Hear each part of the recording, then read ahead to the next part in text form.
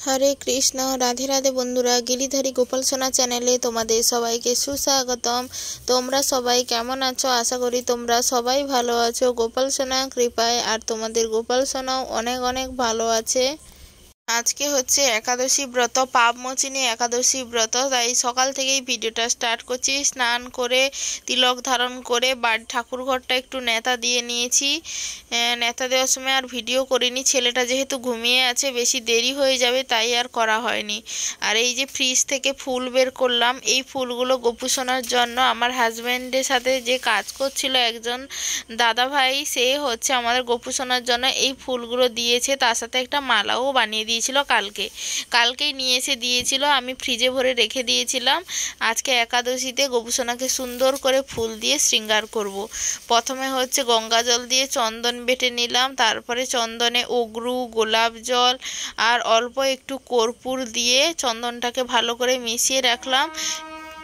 এই চন্দন দিয়েই গোপুসোনাকে আর সমস্ত ভগবানকে তুলসী অর্পণ করব, প্লাস গোপুসোনা স্নানের জলেও এই সুগন্ধিটা অ্যাড করব। গোপুসোনাকে তো ঘুম থেকে তুলে নিয়েছি, তাই গোপুসোনার জলে এবার এই চন্দন চন্দন মানে এই মিশ্রণটা, তুলসী পাতা, পুষ্প অর্পণ করছি। এবার গোপুসোনাকে হচ্ছে মধু মাখিয়ে গোপুসোনাকে সুন্দর করে স্নানও করিয়ে নেব। এখন যেহেতু সুগন্ধি ফুল তেমন কিছু দেওয়া যায় না, তাই এই সুগন্ধিটা অ্যাড করি। ভগবানকে যেহেতু সুগন্ধি দিতে হয়, আজকে যদিও সুগন্ধি ফুল আছে, যেহেতু রজনীগন্ধা ফুল পাঠিয়েছে, গাঁদা ফুল পাঠিয়েছে, প্লাস রজনীগন্ধার একটা মালাও পাঠিয়েছে। আজকে একটা খুব সুন্দর জামা গোপুসোনাকে পরাবো ভেবেছি। আর সম্পূর্ণ রেডিও হয়ে গেছে গোপুসোনাকে। এই যে দেখেছো, এই ছোট্ট মালাটা গোপুসোনার জন্য পাঠিয়েছে। এইটা গোপুসোনাকে আগে পরিয়ে দিই, তারপরে দেখাচ্ছি তোমাদেরকে গোপুসোনাকে কেমন লাগে। দেখতে পাচ্ছ গোপুসোনাকে কত কিউট লাগছে। এবারে সমস্ত ভগবানকে ফুল আর তুলসী পত্র সমস্ত কিছু অর্পণ করে নিয়েছি। এবার হচ্ছে সুন্দর করে ভগবানকে আরতি করে নেব। সকাল সকাল ভগবানের সেবাটা করলে সারাদিনে মনটা ভালো থাকে। আর ভগবান সেবা আরম্ভ করতে করতে ছেলেও উঠে পড়েছে। ছেলে কিন্তু পাশেই আছে, ছেলেকে নিয়েই হচ্ছে ভগবানের সেবাটা করছি। ও হচ্ছে বেশিক্ষণ থাকে না, এখন যেহেতু ওর বাবা আছে তাই জন্য তাও একটুক্ষণ শুয়ে থাকে। না হলে যখনই আমি বিছানা ছাড়বো তখনও হচ্ছে সেও হচ্ছে বিছানা ছাড়বে। এইটা তার অভ্যেসে কি করে বুঝে যায় জানি না, যে আমি তার পাশ থেকে উঠে পালিয়ে এসেছি। ভগবানের সেবা পূজা সমস্ত কিছু সকালে কমপ্লিট করে এবার রান্নার জন্য চলে এসেছিলাম।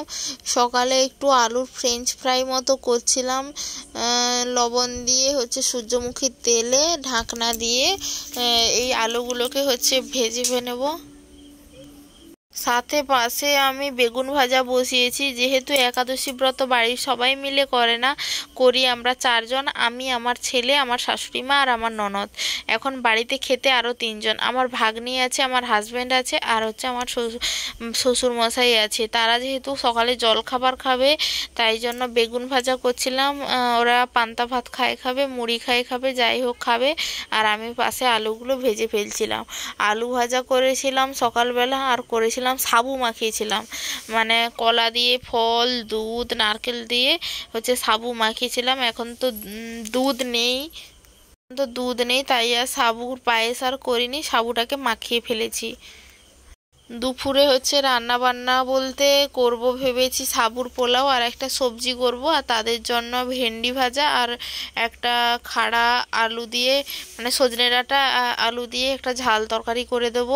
রান্না করতে করতে প্রচুর তাড়া এসে যে আজকে মন্দিরে যেতে হবে, যেহেতু গ্রাম পূজা চলছে। আজকে হচ্ছে আমার বাবা হচ্ছে মানসিক করে রেখেছিল আমার ছেলের ওজনে বাতাসা মানে হরিলোট করবে, তাই জন্য মা বলছিল তাড়াতাড়ি রান্না করে নিতে, দিলে মন্দিরে যাব সবাই মিলে। তাই পুরো রান্নাটা তোমাদের সাথে আজকে আর শেয়ার করতে পারিনি। ভেবেছিলাম সম্পূর্ণ রান্নাটাই শেয়ার করব, কিন্তু আর করতে পারিনি। তার কারণ হচ্ছে এইটাই যে খুব তাড়াহুড়ো করে এখানে গ্যাসে একাদশীর রান্না বান্না করছিলাম, আর ওখানে উনুনে হচ্ছে ওদের রান্না বান্না চলছিল। একটু তাড়াহুড়োর মধ্যে যেহেতু ছিলাম তাই জন্য আর করতে পারিনি। সাবুর পোলাওতে যা যা পড়বে আলু বাঁধাকপি এইগুলো একটু তেলে লবণ দিয়ে ভেজে নিচ্ছিলাম। ফুলকপি বাড়িতে নেই তাই দেইনি, বাড়িতে যা আছে তাই দিয়েই করছি।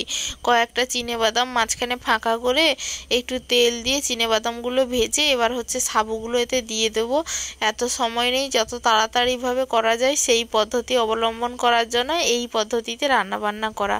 আমরা মাঝে মধ্যে এইরকমই করি, তাড়াহুড়ায় রান্নার চোটে যদি কিছু দিতে ভুলে যাই তাহলে রান্নার সমস্ত সবজিগুলো এরকম সাইড করে মাঝখানে তেল দিয়ে ওই জিনিসটা ফেলে দিই।